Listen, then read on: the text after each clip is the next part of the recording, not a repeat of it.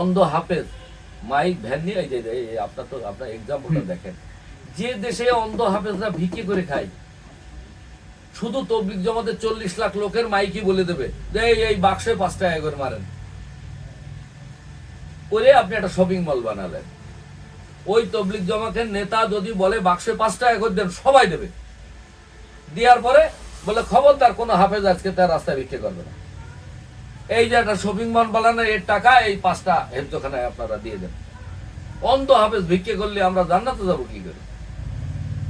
অন্ধ মানুষ, তার পুনর্বাসনের সুযোগ ছিল আমার, আমি টাকা চাইলেই লোক কাটে কাটে টাকা দিয়ে দেবে।